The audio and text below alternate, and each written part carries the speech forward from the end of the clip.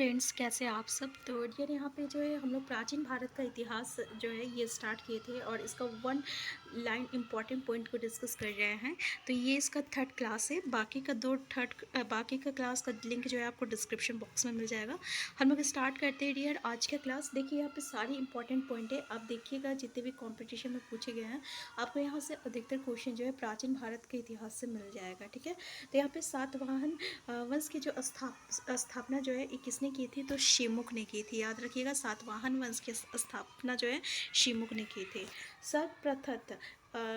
सब प्रथम होना चाहिए यहाँ पे सातवाहन शासकों ने, यानी सीसे के सिक्के किस का जो प्रचलन था किसने शुरू किया था, तो ये आपका सातवाहन शासक ने किया था। ठीक है, नेक्स्ट है आपका गौतमीपुत्र सातकर्णी सातवाहन वंश का सर्वश्रेष्ठ शासक था और इसकी माता गाथमी बालश्री की नासिक प्रशस्ति तथा पुलोमावी के नासिक गोवालेक से इसकी सैनिक सफलताओं की जानकारी मिलती है। यानी कहाँ से इसकी जानकारी मिलती है, तो याद रखिएगा पुलोमावी के नासिक गोवा लेक से। ठीक है, और यहाँ पे माता गात में बालश्री की नासिक प्रशस्ति से। आपका गौतमीपुत्र सातकर्णी सातवाहन वंश का सर्वश्रेष्ठ शासक था। अगर पूछा जाए कि सातवाहन वंश का सर्वश्रेष्ठ शासक कौन था, तो ये आपका गौतमीपुत्र सातकर्णी था। ठीक है, और इसकी जो जिक्र कहाँ मिलती है, तो माता गात में बालश्री की नासिक प्रशस्ति से मिलती है।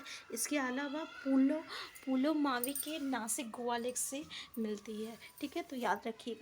नेक्स्ट है आपका गौतमीपुत्र सातकर्णी ने 2 अश्वमेध तथा एक राजस्व यज्ञ किया था। ठीक है, कुषाण वंश का सावधानिक प्रसिद्ध शासक कौन था, कनिष्क था। तो कुषाण वंश का सबसे प्रसिद्ध शासक कौन था, कनिष्क था। कनिष्क ने 78 ईस्वी में शंख संवत का प्रारंभ किया था। तो शंख संवत का प्रारंभ किसने किया था, तो कनिष्क ने किया था। नेक्स्ट है कनिष्क की प्रथम राजधानी क्या है, तो पुष्पुर या पेशावर थी, जबकि दूसरी राजधानी क्या थी, तो मथुरा थी दूसरी राजधानी।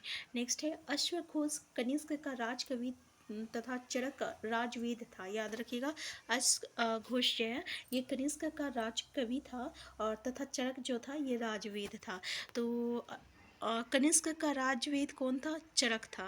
और कनिष्क का राजकवि कौन था, तो अश्वघोष था। नेक्स्ट है कनिष्क के राज्य चिकित्सक चरक को चिकित्सा का जनक कहा जाता है। जो आपको कनिष्क का राज चिकित्सक चरक था उसको चिकित्सा का जनक कहा जाता है और इन्होंने चिकित्सा शास्त्रीय ग्रंथ चरक संहिता की रचना की है। ठीक है, किसकी रचना की है, तो चरक संहिता की रचना की है।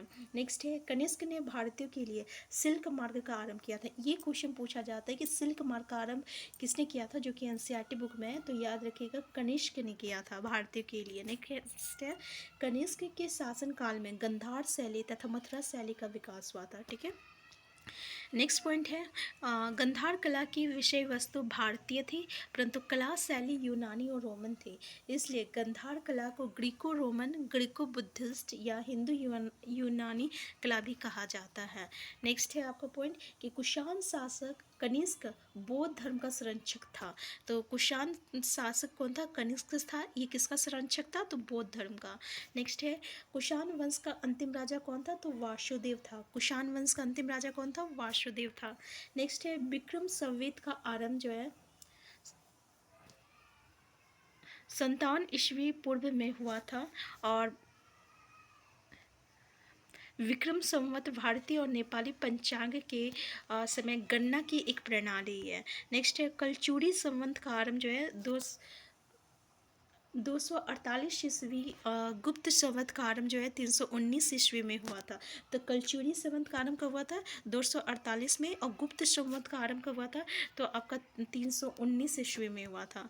नेक्स्ट है प्राचीन काल में खारवेल कलिंग एक महान शासक था। इसके संबंध में जानकारी का मुख्य स्रोत हाथी गुम्फा अभिलेख है। खारवेल कलिग जो है एक महान शासक था और इसका संबंध जो है संबंध में जानकारी का मुख्य स्रोत जो है हाथी गुम्फा अभिलेख है। नेक्स्ट है मिलिंद पान्हो एक बौद्ध पाठ या ग्रंथ है जो इंडो ग्रीक शासक मिंडनेर एवं बौद्ध भिक्षु नागशन के संवाद के रूप में रचित है। नेक्स्ट है कबीर राजमार्ग के लेखक अमोघ वर्ष, आदि पुराण के जिनसेन, गणित सारा समग्री के महावीराचार्य तथा अमोघ वृत्ति के शपटायन हैं। नेक्स्ट पॉइंट है आपका, तो इसमें से कुछ कुछ पॉइंट जो है थोड़ा सा मतलब कि ऐसा है जो कि आपको लगेगा नया नया, लेकिन ये आपका प्राचीन भारत के इतिहास में हर चीज़ यहाँ पे हम लोग डिस्कस करना है, तो इसलिए जो है चलिए जो जो इम्पोर्टेंट पॉइंट है उसको भी देखते हैं। नेक्स्ट है गुप्त काल को भारतीय इतिहास में देखिए अब ये इंपॉर्टेंट है, जैसे गुप्त काल को भारतीय इतिहास में हम लोग स्वर्ण युग के नाम से जाना जाता है। तो स्वर्ण युग किस काल को कहते हैं, तो हम लोग गुप्त काल को कहते हैं। यहाँ पे नेक्स्ट है आपका गुप्त वंश के संस्थापक कौन है, तो श्रीगुप्त था। श्रीगुप्त जो है ना गुप्त वंश के संस्थापक थे। और गुप्त वंश का जो प्रथम महान सम्राट कौन था, तो चंद्रगुप्त प्रथम था। चंद्रगुप्त प्रथम था।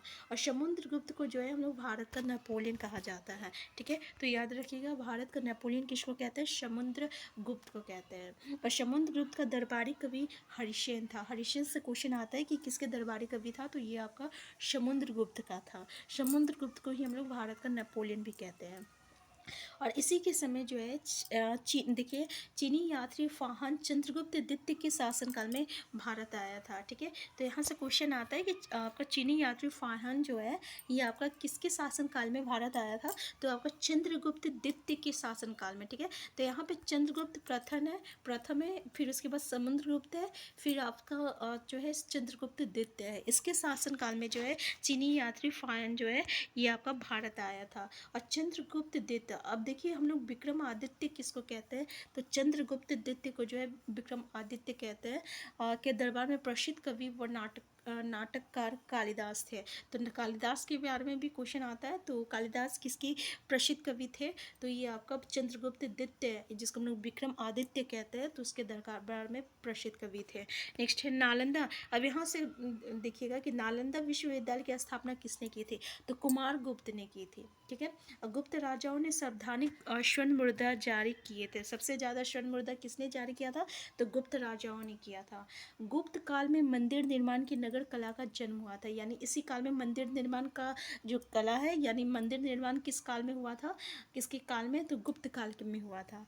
मेहरौली दिल्ली में स्थित राजा चंद्र के जंगर रहित लोह स्तंभ का निर्माण चंद्रगुप्त द्वितीय ने करवाया था।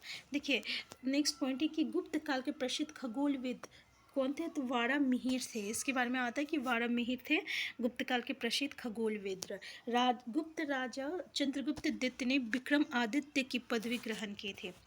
चंद्रगुप्त द्वितीय ने ये अभी हम लोग देखें कि विक्रमादित्य जो है हम लोग चंद्रगुप्त द्वितीय को कहते हैं। ठीक है, नेक्स्ट है चंद्रगुप्त के राजकवि हरिसेन द्वारा रचित प्रयाग प्रशस्ति में समुद्रगुप्त को आपका लिच्छवी द्विहित्र बताया गया है। तो लिच्छवी द्विहित्र किसको बताया गया है, तो याद रखिएगा समुद्रगुप्त की राजकवि हरिसेन द्वारा रचित जो है प्राग प्रशस्ति में।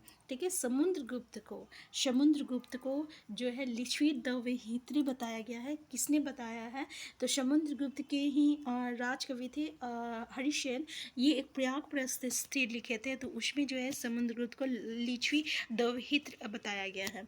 नेक्स्ट है समुद्रगुप्त के कुछ सिक्कों पर उसे वीणा वादन करते हुए दिखाया गया है, और ये गुप्त शासकों के सिक्के संगीत के प्रति उनके प्रेम को प्रदर्शित करता है।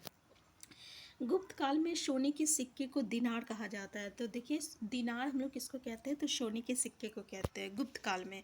नेक्स्ट है इलाहाबाद के स्तंभ के शिलालेख में समुद्रगुप्त की उपलब्धियों का वर्णन है। इसकी रचना हरिसेन ने की थी, और ये स्तंभ लेख के प्रारंभिक पंक्तियाँ पद्यात्मक तथा बाद की गद्यात्मक है। ये संस्कृत की चंपू शैली का सुंदर उदाहरण है। ठीक है, तो यहाँ पे इलाहाबाद के स्तंभ के शिलालेख में समुद्रगुप्त की उपलब्धियों का वर्णन है। पूछा जाए कि समुद्रगुप्त की उपलब्धियों का वर्णन किसमें है, तो इलाहाबाद के स्तंभ में है। इसकी रचना किसने की थी, तो हरिसेन ने की थी। और इस स्तंभ की प्रारंभिक पंक्तियाँ जो है वो पद्यात्मक था, फिर उसके बाद जो है गद्यात्मक है, और ये संस्कृत की चंपू शैली का सुंदर उदाहरण है।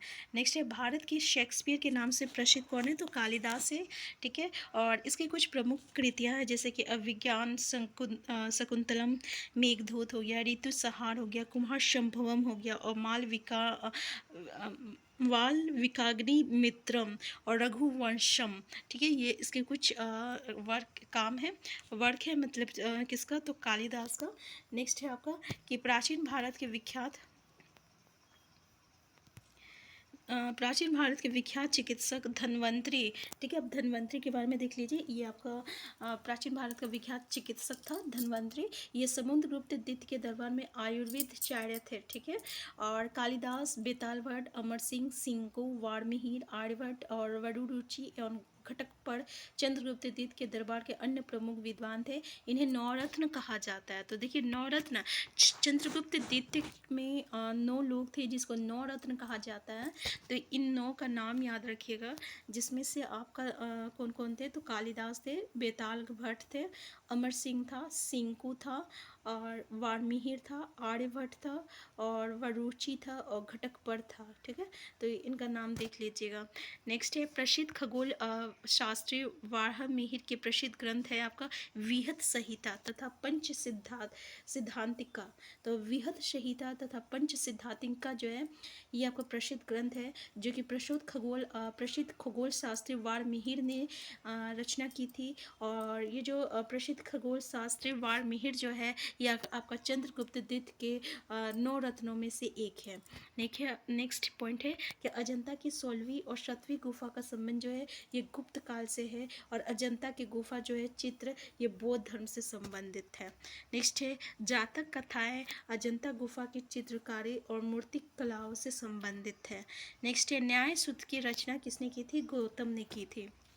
न्याय सूत्र की रचना जो है गौतम ने की थी। नेक्स्ट है नालंदा का निर्माण, अभी हम लोग देखे थे नालंदा विश्वविद्यालय का निर्माण किसने किया था, तो कुमार गुप्त ने करवाया था। नेक्स्ट है घटोत्कच गुप्त साम्राज्य का राजा था, किसका था, गुप्त साम्राज्य का राजा जो था घटोत्कच था। और प्रथम हून आक्रमण लगभग जो है 458 ईस्वी में हुआ था। नेक्स्ट है चंद्रगुप्त ने गिरनार पर्वत पर स्थित सुदर्शन झील का पुनरुद्धार करवाया था। नेक्स्ट पॉइंट है कि भानुगुप्त का एरन शिलालेख में सती प्रथा का प्राचीनतम उल्लेख मिलता है। देखिए चांदी के सिक्के को रूपक कहते हैं आपका गुप्त काल में, चांदी के सिक्कों को क्या कहते हैं, रूपक कहते हैं गुप्त काल में, और गुप्त काल में ही सबसे ज़्यादा सोने के सिक्के जो है जारी किया गया था। नेक्स्ट है पंचतंत्र की कथाओं का संकलन जो है विष्णु शर्मा ने किया था। तो पंचतंत्र की कथाओं का संकलन किसने किया था, तो विष्णु शर्मा ने किया था। नेक्स्ट है अंतिम गुप्त शासक कौन थे, तो भानुगुप्त थे, याद रखिएगा अंतिम गुप्त शासक कौन थे, तो भानुगुप्त थे। नेक्स्ट है आपका पुष्यभूति वंश का संवैधानिक महत्वपूर्ण शासक कौन था, तो हर्षवर्धन था। ठीक है, पुष्यभूति वंश का संवैधानिक सबसे ज़्यादा महत्वपूर्ण यानी सबसे महत्वपूर्ण शासक कौन था, हर्षवर्धन था। चीनी यात्री हैंसेंग याद रखिएगा, इससे क्वेश्चन आता है, ये हर्षवर्धन के शासनकाल में भारत आया था। किसके, तो हर्षवर्धन के शासनकाल में ये भारत आया था। और हर्षचरित के लेखक कौन थे, तो ये आपका वानभट्ट हर्षवर्धन के दरबारी कवि थे। हर्षवर्धन का दरबारी कवि कौन था, वानभट्ट था। ठीक है, ये इसी ने हर्षचरित लिखे थे, इसके लेखक कौन है, हर्षचरित का वानभट्ट है, जो कि हर्षवर्धन के दरबारी कवि था। हर्षवर्धन को 618 ईस्वी में पुलकेशिन द्वितीय ने नर्मदा नदी के किनारे जो है पराजित किया था। नेक्स्ट पॉइंट है वर्धन वंश पुष्यभूति की राजधानी क्या है, थानेश्वर थी।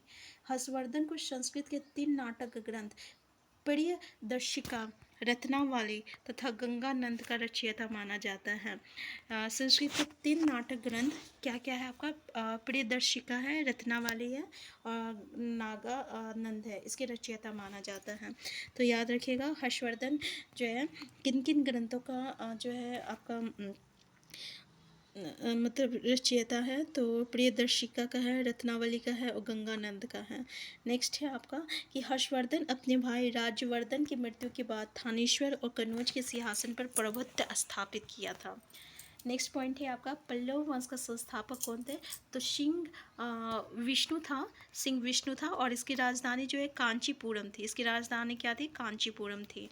ठीक है, नेक्स्ट पॉइंट है आपका कि पल्लव वंश का अंतिम शासक कौन था? तो अपराजित था। याद रखिएगा, पल्लव वंश का अंतिम शासक कौन था? अपराजित था।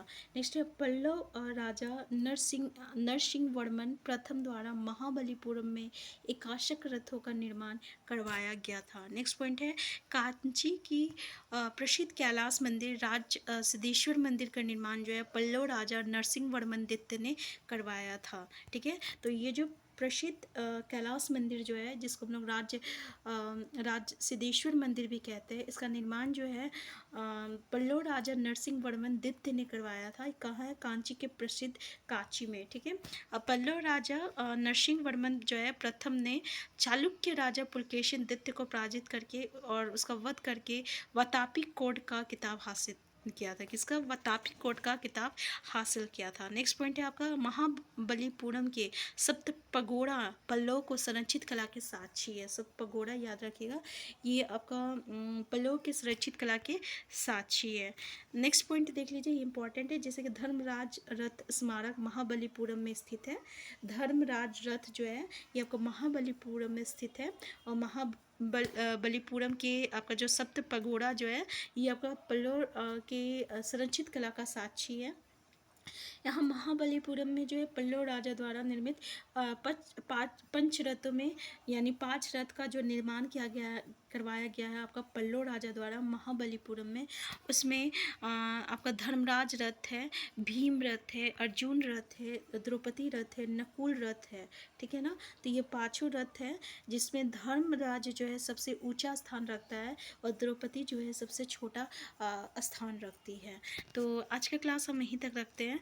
डियर, हम आपको जो है MCQ क्वेश्चन भी करवा रहे हैं। ठीक है, वो टॉपिक वाइज है और जो कि आपका हर एक कॉम्पिटिशन में अभी तक पूछा गया है। आप देखिएगा जितने भी क्वेश्चन उसमें से अभी हम लोग करेंगे ना MCQ में, वो सारी इसी इम्पॉर्टेंट पॉइंट से ही आपको देखने को मिलेगा।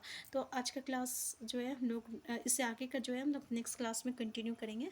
चैनल में नए हैं, चैनल को सब्सक्राइब कर लीजिएगा और वीडियो हेल्पफुल होगा तो प्लीज़ लाइक और शेयर करना मत भूलिएगा और अपनी क्वेरीज ज़रूर बताइएगा कमेंट बॉक्स में। Thank you.